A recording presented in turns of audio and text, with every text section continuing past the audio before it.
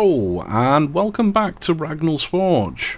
Today we're going to be looking at crafting 100% elemental weapons. This is something that's usually in high demand by people who use the Sampire style build and other variations of that. The reason why that specific build requires 100% elemental damage weapon is because it doesn't use Consecrate weapon from the Chivalry skill tree at its fullest effect.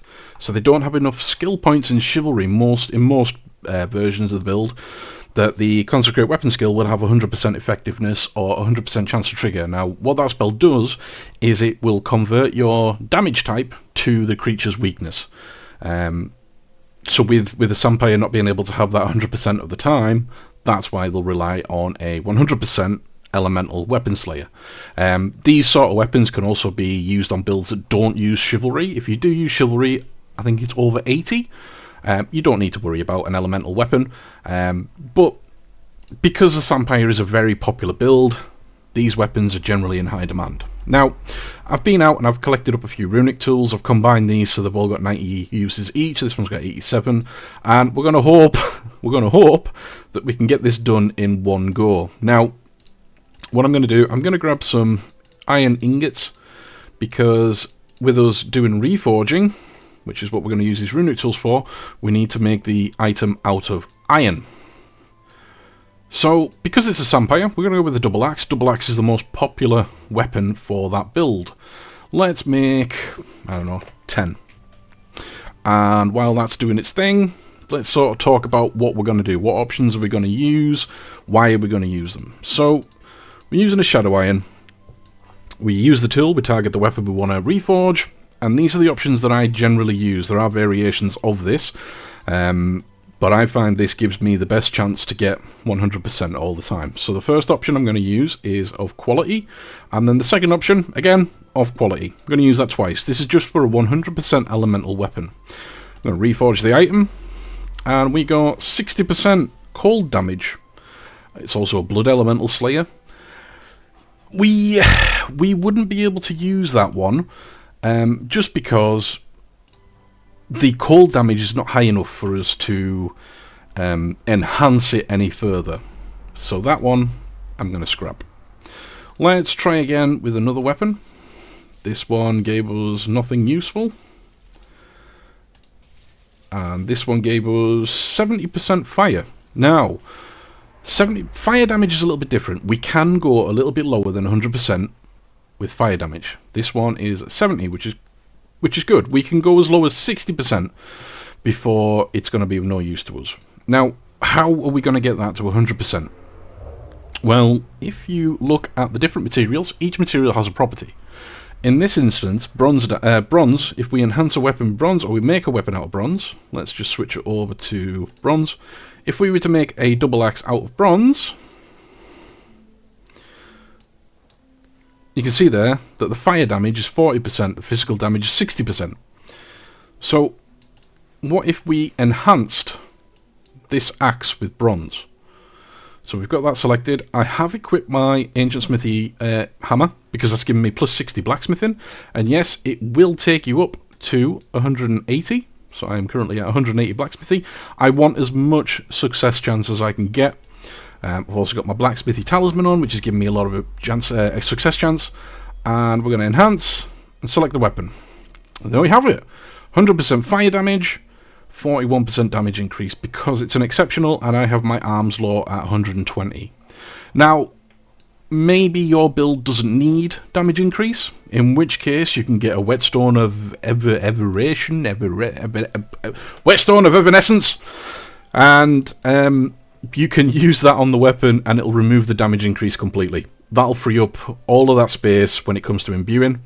And good thing about double axes is, if we have a look at them, we're going to combat and damage increase. They've got a maximum property value of 600, so that means you can get some pretty high modifiers on there through imbuing. You'll definitely be able to get a Slayer, and Life Leech, Mana Leech, Swing Speed Increase. You'll be able to get all of those mods on there without much issue.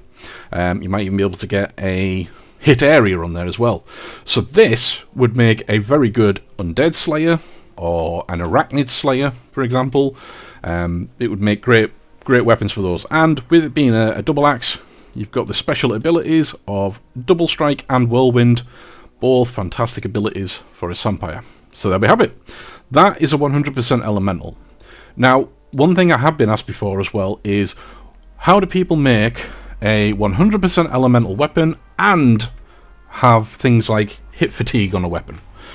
I personally really like hit fatigue. What hit fatigue does, it works in the same way that mana drain works on a creature or an enemy. It will drain the hit fatigue will drain the stamina of the creature that you're fighting. If the creature has no stamina, its swing speed reduces significantly. So for me on my Blood Knights, I like to have hit fatigue because there's less attacks coming at me. Because that build has such high defense, there's a very high probability I'm going to either parry it or my DCI is just going to completely negate the damage completely. So for me, hit fatigue is a fantastic modifier to have. Well, how would we look at going and getting that? Because you can't imbue hit fatigue. Well, you have to go through the Reforging menu and go for Vampiric of the Vampire. Now, this is going to split our success chance of getting 100% elemental and getting the hit fatigue. So this is going to significantly lower our chances of success. In fact, yeah, straight away we haven't got the weapon we wanted. It's going to take a good number of times of reforging different weapons in order to get the outcome that we want. This is not an easy process. Like we can see here, we've got hit fatigue 50%, but then we've got mage weapon minus 23. We don't want mage weapon. So trying to get the stars to align and get us the combination that we want is no easy task. I say that. I say that, and we got what we wanted. There we go. 50% hit fatigue, 100% cold damage. We can use the whetstone to remove the damage increase, and we would have a very good Dragon Slayer axe there. Dragons in Destard are predominantly weak to cold, so this will allow us to deal maximum damage with using the element that's most weak to that creature. We've got hit fatigue, so it's going to slow down the attacks coming back at us, and for a Sampire, this would be a fantastic weapon. This is the process you would use in order to create these weapons. Now, if that rolled with 50% hit fatigue, but it had 80% cold, we would be able to enhance the weapon with Shadow Iron, which will bring that chance from 80% up to 100%. What I would recommend, and I'm going to link this in the description below, is check out the materials properties of each of the ingots that you can get. Each one will deal, when you create a weapon with it, will change the damage type by a small percentage to a different element. So for example, if you were to craft a weapon out of Shadow Iron, it would have a 20% cold damage, 80% physical damage. If you crafted one out of copper, it will do 20% energy, 10% poison, 70% physical. Have a look at the different properties and work out what is going to work best for which elemental type. Poison is the only one that you can't do. You can't enhance up, even though Verite will give you 40% poison damage. The way it applies the enhancement to the weapon is alphabetically. So it's got 20% energy and it's got 40% poison. It will apply the energy before it applies the poison. So if you've got an 80% poison weapon, it's going to apply 20% energy, and then it's already got 80% poison, so it's not going to apply the poison. It's a bit of a pain, but if you wanted a poison weapon, you would have to just craft it and get lucky getting 100% plus any other mods that you want. This process applies to all weapons through blacksmithy. Fletching is a different beast altogether, and it's a system that I hate, but it is also possible to do this with fletching. You just need to have the appropriate runic tools for that, but in this example we're just using blacksmithy. So if you wanted to do the same thing, but you wanted to use a katana, for example, same process, same hammers. You would just craft the weapon out of iron, reforging it using the same options. You would go with powerful, grand, inspired, exalted, sublime, exquisite of quality, and vampire of the vampiric of the vampire. Reforge the weapon, and hopefully it would land with hit fatigue or whatever leech you're wanting. Like, you can also get very high life leech, very high mana leech through this as well. It's just, for me personally, I really like hit fatigue, and this is a really good axe as far as I'm concerned. As always, if you do need any help with this, or if you get stuck on anything in particular, you'll find me floating around on the UOAlive Discord, or alternatively you can just pop round to the Forge and come and say hi in person. I am often floating around in here. Thanks very much for watching, and we'll see you next time.